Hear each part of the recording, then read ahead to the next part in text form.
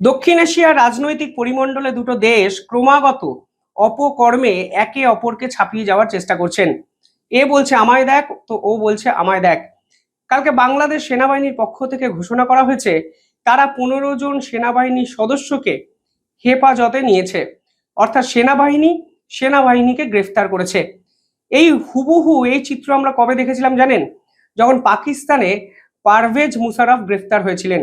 তিনি ছিলেন সেনাপ্রধান, এবং পাকিস্তান যেভাবে সেনাবাহিনী দ্বারা চলে একটি দেশ, এবং সেনাবাহিনী সেখানে বহুবার জেলে গেছেন, একদম হুবহু সেই স্মৃতি যেন ফিরলো কালকে দক্ষিণ এশিয়ায় বাংলাদেশে।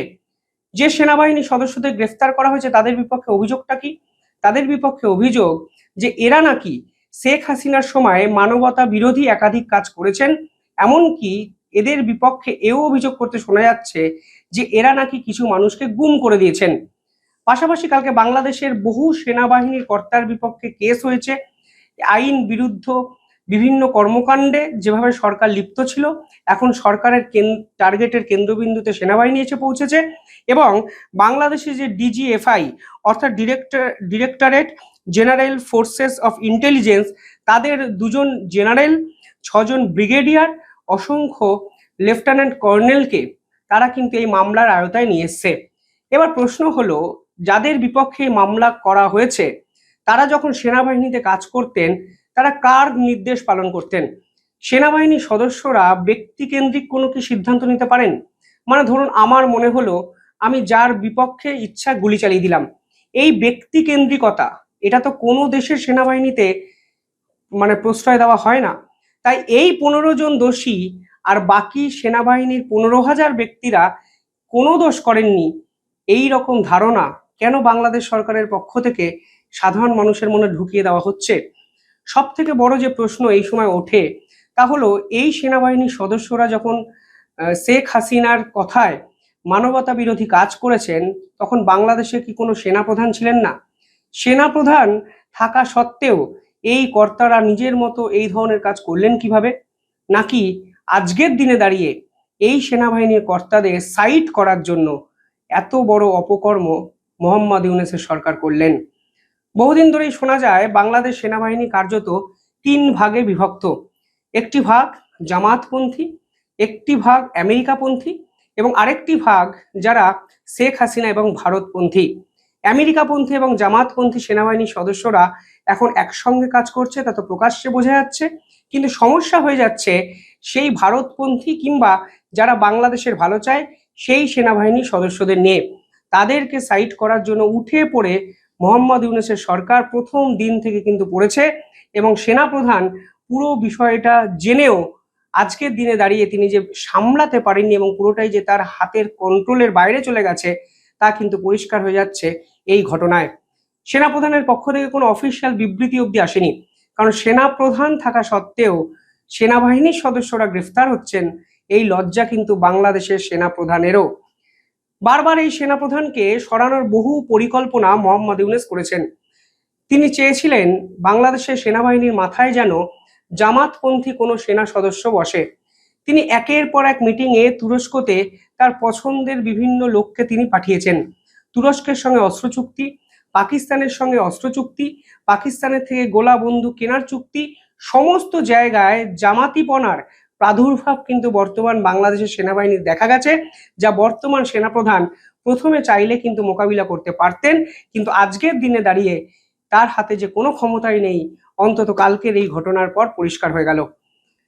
মোহাম্মদ ইউনূস ক্ষমতায় এসে অপারেশন ডেভিল হান্ট চালু করেন সেনাবাহিনীকে দিয়ে। ডেভিল হান্ট কি? ডেভিল হান্ট যখন চালু হয় তখন সেনাবাহিনীর সদস্যরা বাড়ি বাড়ি গিয়ে আওয়ামী লীগের সদস্যদের গ্রেফতার করতে শুরু করে এবং সমর্থকদের গ্রেফতার করতে শুরু করেছিল। আজকের দিনে দাঁড়িয়ে যদি আমি প্রশ্ন করি, কালকে বাংলাদেশের কোনো নির্বাচিত সরকার এসে যদি সেই অপারেশন ডেভিল হান্টের বিপক্ষে তদন্ত কমিশন বসায়, তাহলে শাস্তিটা কার হবে? সেনাপ্রধানের তো হওয়া উচিত, কারণ সেনাপ্রধানের নেতৃত্বে অপারেশন ডেভিল হান্ট হয়েছে।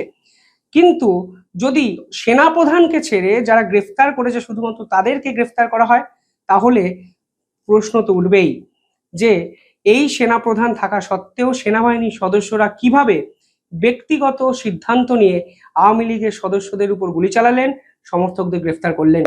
অর্থাৎ সামগ্রিকভাবে আমি যেটা বোঝাতে চাইছি তা হলো গোটা বিশ্বে সেনাবাহিনীর দায়িত্বে থাকেন সেনাপ্রধান, অথচ বাংলাদেশের সেনাপ্রধান কিছু জানতেন না এবং সেনাপ্রধানের সদস্যরা দিনের পর দিন মানুষকে গুম করে গেছেন। এই ধরনের কথাবার্তা আমার মনে হয় আন্তর্জাতিক স্তরে সম্পূর্ণ হাস্যরসের উদ্রেক ঘটায়। আজকের দিনে দাঁড়িয়ে সেনাপ্রধান কি বুঝতে পারছেন যে যে তিনি দুধ কলা দিয়ে কালসাপটি পুষেছেন? তিনি কি বুঝতে পেরেছেন যে মোহাম্মদ ইউনূসের বিপক্ষে অনেক আগে অ্যাকশনে ঝাঁপানো উচিত ছিল সেনাপ্রধানের? তিনি কি বুঝতে পেরেছেন যখন তাকে সরানোর পরিকল্পনা হয়েছিল ঠিক তখন এই সরকারকে নির্বাচনে যেতে বাধ্য করা উচিত ছিল সেনাবাহিনীর পক্ষ থেকে? তিনি কি বুঝতে পেরেছেন এই মোহাম্মদ ইউনূসকে খুশি করতে গিয়ে একের পর এক খারাপ কাজে তিনি জড়িয়ে পড়েছেন? তিনি কি নিজে বুঝতে পেরেছেন এই সরকারকে খুশি করার জন্য তিনি গোপালগঞ্জে নিরীহ মানুষের উপর গুলি চালাতে বাধ্য করেছিলেন সেনাবাহিনীকে? তিনি কি আজকের দিনে দাঁড়িয়ে রিয়েলাইজ করেন যে চট্টগ্রামে নিরীহ হিন্দুদের উপর, ব্যবসায়ীদের উপর যেভাবে নির্বিচারে হত্যা করা হয়েছে, মারা হয়েছে, তা ঠিক হয়নি? এই সেনাপ্রধান কি দিনের শেষে কখনো রিয়েলাইজ করেন যে যেভাবে তিনি অপারেশন ডেভিল হান্টের নাম করে নিরীহ আওয়ামী লীগ সমর্থকদের গ্রেফতার করেছেন, দেশ ছাড়তে বাধ্য করেছেন, কখনো তাকেও শাস্তি পেতে হতে পারে? আমি জানি না, কিন্তু আজকে যে নজিরবিহীন ঘটনা বাংলাদেশ গোটা বিশ্বকে উপহার দিল, বিশ্বাস করুন এই ঘটনা ইতিহাসে থেকে যাবে। কারণ কোনো সেনাবাহিনী সদস্যরা গ্রেফতার হচ্ছেন কিন্তু এর দায় সেনাপ্রধানের গায়ে ছিটে ফোটা লাগছে না, তা হয়তো বিশ্বাসযোগ্য, অন্তত বাস্তবের প্রেক্ষাপটে কখনো হতে পারে না। এবং কালকে যদি কোনো সরকার এসে গোপালগঞ্জের ঘটনার জন্য, চাকমা সম্প্রদায়ের উপর নির্মম অত্যাচারের জন্য, অপারেশন ডেভিল হান্টের জন্য এই সেনাপ্রধানের বিপক্ষে তদন্ত কমিশন বসায়, তখন সেনাপ্রধান পালিয়ে বাঁচতে পারবেন তো? নাকি তিনি আপাতত বাঁচার জন্য তার সেনাবাহিনীর সদস্যদের বলির পাঠা করলেন? আজকের দিনে দাঁড়িয়ে এই প্রশ্ন উঠতেও পারে, শেখ হাসিনা দেশ ছেড়ে চলে যাওয়ার পর যারা নিরীহ পুলিশদের ঝুলিয়ে হত্যা করলো, জামা প্যান্ট খুলে নোংরামি করলো, তাদের বিপক্ষে কোনো শাস্তি হয়েছে নাকি? আজকে তো এই প্রশ্ন হতেও পারে যে যারা দিনের পর দিন হিন্দু সম্প্রদায়ের মানুষের উপর নির্যাতন করছে, তাদের বিপক্ষে সেনাবাহিনী কোনো অ্যাকশন নিয়েছে নাকি? কালকে দেখলাম একটি স্টেটমেন্টে সেনাপ্রধান ভারত সফর ক্যান্সেল করেছেন। 13ই অক্টোবর থেকে 16ই অক্টোবর ভারতে অত্যন্ত গুরুত্বপূর্ণ একটি সামিট ছিল সাউথ এশিয়া কাউন্টার টেরোরিজম কনফারেন্সের উপরে। সেখানে বিভিন্ন দেশের সেনাপ্রধানরা উপস্থিত থাকবেন, কিন্তু বাংলাদেশের সেনাপ্রধান আসবেন না। কারণটা কি জানেন? তিনি গ্রেফতারির ভয় পাচ্ছেন।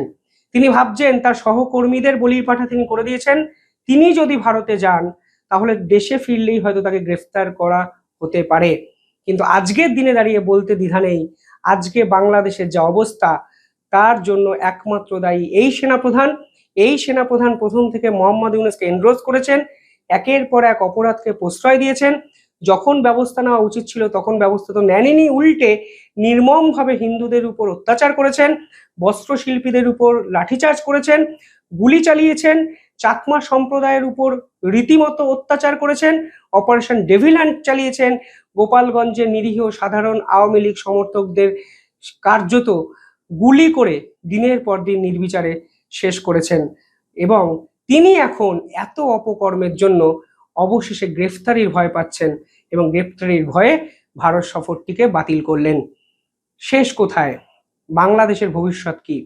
সত্যি কি কোনো ভবিষ্যৎ দেখতে পাচ্ছেন বাংলাদেশে? কমেন্টে জানাবেন। দেখতে থাকুন দ্য ইন্ডিপেন্ডেন্ট বেঙ্গল। ধন্যবাদ।